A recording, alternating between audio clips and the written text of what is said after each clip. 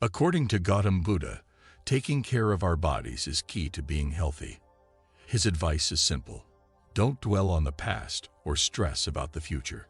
True wisdom lies in living honestly and fully in the present moment. Unfortunately, many of us struggle with this because we're unwilling to truly embrace life as it is. We get caught up in regretting the past and anxiously fretting about what's to come. Forget about stressing over the future, my friend. Just focus on the present moment and you'll reap some serious benefits. Your mental and physical well-being will thank you for it. Living in the present means letting go of past pains and future worries. Instead, it's all about finding joy and happiness in every breath you take. Trust me, it's a game changer. If you're all about that Gautama Buddha life, then pay attention to this story. It's gonna drop some wisdom on how to live in the moment and let go of your past and future baggage. So there's this dude named Rowan, right? Dude's going through some serious sadness and turmoil. Picture him sitting on a rock up a mountain, bawling his eyes out. As fate would have it, a Buddhist monk strolls by and spots Rowan in distress. The monk walks over to our man Rowan and starts having a chat with him. Rowan straightforwardly expressed his intentions to end his own life, questioning why it matters to anyone else. The Buddhist monk, in response, pointed out that if Rowan was still hesitant about taking action, there was no point in crying at that moment. This made Rowan angry, and he firmly stated that he would do whatever he came there to do without any interference. Overwhelmed by emotions, Rowan began crying uncontrollably. The Buddhist monk asked Rowan if he had truly let go of everything and brought nothing with him. In reply, Rowan affirmed that he had indeed left everything behind and didn't possess anything. He emphasized that having something to lose would only hinder his purpose in living. Upon hearing this, the Buddhist monk straightforwardly responded to Rowan, "If that's true, why are you burdening yourself unnecessarily?" Rowan was taken aback by the monk's words and asked in confusion, "What burden am I carrying?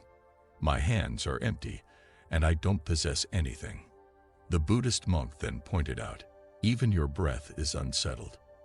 You have come here to let go of worldly attachments and release your emotions. Someone who has nothing to lose wouldn't behave this way or shed tears." Rowan was furious and wanted answers. He asked the Buddhist monk, "What do you mean by that?" The monk responded with a thought-provoking question. "Have you ever taken a good look at yourself? How much baggage are you carrying? How heavy is the weight on your shoulders? And how long are you planning to carry these burdens? It's time to let them go and lighten your load. Don't allow yourself to be trapped under these burdens any longer." Rowan was blown away by the Buddhist monk's words. Without hesitation, he dropped to his knees and humbly reached out his hands, expressing his gratitude. "Wow, Buddhist monk, you're the first person who truly gets me. I've had countless visitors in my life, but none of them ever spoke such profound truths. You've managed to read my thoughts better than even my own family could. In just one encounter, you've understood me completely." Rowan approached a Buddhist monk, seeking help, and bluntly asked, "Can you fix my problem?" The wise monk responded with a question of his own. "Where is this problem located?" Rowan stubbornly insists, claiming that it's at his home. However, the monk gently explains that the problem doesn't lie within the walls of his house. Ignoring the monk's advice, Rowan persists in persuading him to come and see for himself. While trying to make Rowan understand, the patient monk kindly points out that the true source of all problems is not external but internal, within oneself. He encourages Rowan to introspect and find inner peace, because until he does so, problems will continue to manifest endlessly in his life. Wait a minute, if you left all your problems behind at home, why are you up on this mountain? You said you left everything, your house, family, and close relatives, so shouldn't your troubles have vanished too? Why are you still so troubled? After listening to the Buddhist monk's wisdom, Rowan candidly admitted, "You're right, monk. I get what you're saying. The problem lies with me. I simply can't seem to accomplish anything. Every time I try, it ends up in a disaster. I've never been able to complete any tasks successfully. It seems like good luck just isn't on my side." When the monk heard this, he couldn't help but smile and said to Rohan, "Looks like luck hasn't been on your side. Care to spill the beans on what exactly went wrong?" Rohan replied to the monk with a sigh, "I had big dreams of starting my own business, so I borrowed some money from my family to get it up and running. Everything seemed promising at first, but unfortunately, it didn't last very long. At first, my family was fully behind my entrepreneurial endeavors and things were looking up. However, over time, I started facing setbacks in my business. As a result, my family became frustrated with me and distanced themselves. It's tough because all I wanted was to create a successful business to take care of them and give them the life they deserved. I did everything I could for them, but unfortunately, they couldn't see things from my perspective and ended up blaming me for everything that went wrong. Honestly, I regret partnering with a friend to start my business. It seems like he's doing great with his own venture and never misses an opportunity to brag about it whenever he visits me. He loves talking about how he accomplished everything on his own through sheer determination and hard work, which just adds salt to the wound. When my family found out about everything, they didn't hold back in expressing their disappointment. They were quick to point out how my friend had succeeded in growing his business, while I had managed to bring them nothing but financial loss. Their constant reminder of my supposed incompetence only added to my distress. In an attempt to prove them wrong, I took a loan and ventured into a new business. But unfortunately, I encountered numerous setbacks along the way and ended up failing yet again. Now things have gotten so dire that even my house is mortgaged. It's safe to say that I'm feeling pretty stuck right now. Any suggestions on what steps I should take next?" The Buddhist monk asked Rohan a straightforward question. "Do you know why your friend used to come to you?" Rohan didn't hold back and replied, "Yes, I know very well. He used to come just to bring me down in front of my family, criticize me, and prove that he was superior in business. His sole intention was to make me feel inferior and sad by showcasing his success." The Buddhist monk inquired about Rohan's emotions, asking if he genuinely felt sadness when his friend succeeded in business. Rohan admitted that he did feel sad and even experienced feelings of jealousy and regret when his own business failed in comparison. The monk then pointed out that this implies Rohan would be happy if his friend also faced failure. If his friend's business were to collapse, Rohan would find pleasure in such a situation. The Buddhist monk smiled and candidly pointed out to Rohan that his happiness is dependent on his friend. If his friend chooses, he can make him happy or sad, leaving Rohan powerless to control his own emotions. In this situation, Rohan has become a slave to his friend's actions, which means there's no easy solution for him. His happiness and suffering are tied to the behavior of others, and even his own actions won't change anything for him. The monk regretfully admits that he can't offer a solution to this problem. Rohan pleaded with the monk, asking him not to say something that would dash his hopes. He expressed his trust in the monk's understanding of his inner pain and requested a solution to his problem. In response, the Buddhist monk explained that relying too heavily on others and having expectations can lead to unhappiness. If he didn't guide Rohan, he would continue to suffer like a sick person wallowing in misery. "Listen up, I've got a suggestion that might just help you out with your problem. But here's the deal.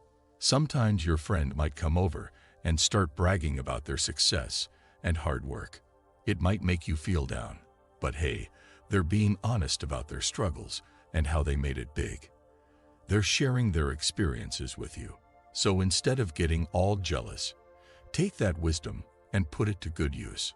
Don't let envy get the best of you. Being wise means making the most of your experiences by using your smarts and the knowledge you've gained. It's pretty cool when you get valuable experiences without even asking for them. Take a moment to thank your friend for those eye-opening moments and lessons that you couldn't have learned on your own. Now, onwards. Embrace the challenges, put that experience to good use, and never throw in the towel. Time is a tricky thing, but one thing you can count on is that it never stays the same. Whether it's good or bad, time always moves forward. The key here is to keep going and stay alive long enough to see both sides of the coin. When you achieve success, it will give you the strength to overcome challenges and take your business to new heights. Well, here's the candid version. Your friends won't be bragging about their successes, but rather sharing their failures to help you avoid making the same mistakes. Instead of blindly trusting them, it's better to use your own intelligence and judgment, because they might not have your best interests at heart. They might even enjoy seeing you struggle a bit. Upon hearing this, Rohan candidly responded to the Buddhist monks. You know what, monks? You're absolutely right. I've come to realize that I'm not really in control of my own life. It's my relatives and friends who seem to be in charge. They have both the power to bring me happiness and also fill my life with sorrow. But here's something that bothers me. When I started my business, all I wanted was to make my family happy. I wanted them to have all the comforts and joys they deserve. Is it really wrong for me to prioritize my family? Everything I did was for them. Yet they even turned their backs on me when things went south with my business. The Buddhist monk's smile caught Rohan off guard, leading him to question if he had said something inappropriate. The monk explained that seeking consolation after making a mistake is a common desire shared by everyone. Similarly, we all long for recognition when we accomplish something, and not receiving that recognition can be emotionally painful. It can make us feel like the world is filled with self-centered individuals who solely pursue their own interests, leaving us feeling used and unappreciated. Why do you feel like you're doing something for others when you consider them as family? The truth is, you're actually doing it for yourself. Thinking otherwise will only bring unhappiness. Once you realize that, a peculiar sense of joy will fill your life and contentment will always be with you. And as long as you keep improving and striving for excellence in your tasks, you won't need anyone's reassurance. After listening to the monk, Rohan had an epiphany. He realized that up until now, his life was controlled by others. They could manipulate his fate and color it with happiness or sorrow as they pleased. But now, he's determined to take control of his own destiny. Whether it turns out well or not, he refuses to let defeat define him. Rohan expressed his understanding of the Buddhist monk's teachings and requested something that could provide support during tough times. In response, the monks gave him a small box, emphasizing its significance and advising him to keep it close. Inside the box lies a secret that holds the power to ease immense sorrows and rescue from devastating calamities. Rohan is entrusted with its contents. But there's a catch. He's only advised to open it when all hope seems lost and life feels utterly meaningless. After conveying this guidance, the Buddhist monks leave Rohan alone with the mysterious box, allowing him to take it home. Rohan had a strong desire to succeed and took on the challenge of starting a new business. He faced every obstacle head-on and didn't give up. This time, his hard work paid off and he achieved great success. As a wonderful outcome, his family reunited with him. Now, Rohan is living a life filled with comfort and joy, leaving behind any regrets or worries about the future. He's all about making the most of the present moment. But hey, we all know that times change. Bad ones don't last forever, but neither do the good ones. Once more, a positive chapter in his life had abruptly closed. His state was mercilessly attacked and left in ruins by a neighboring state. As a result, his business took a devastating blow, leaving him and his family to face immense hardships. They were forced to constantly relocate, barely scraping together enough money even for basic necessities like food and drink. Tragically, due to starvation, he lost both of his parents. Despite the added burden of his wife and two younger brothers falling ill, this man persevered through the struggles of homelessness with no means to afford their treatment. As time passed, he found himself questioning the very essence and meaning of life. Eventually, he came to a bleak realization that the world held no purpose or significance. This made him question the value of the advice given by the Buddhist monk he once met, deeming it equally worthless. At this point, he felt utterly lost and without any sense of direction or purpose. The pursuit of success seemed empty and futile to him, making his existence feel completely devoid of meaning. He felt like life was leading to an inevitable conclusion, and it made him question the purpose of continuing. He wished he had taken more risks and made something meaningful out of his life. Disappointment filled his thoughts as he reflected on everything he was going through. As he was deep in thought, he stumbled upon a box given to him by a Buddhist monk. Curiosity piqued. He opened it and found a note inside. The note delivered a powerful message.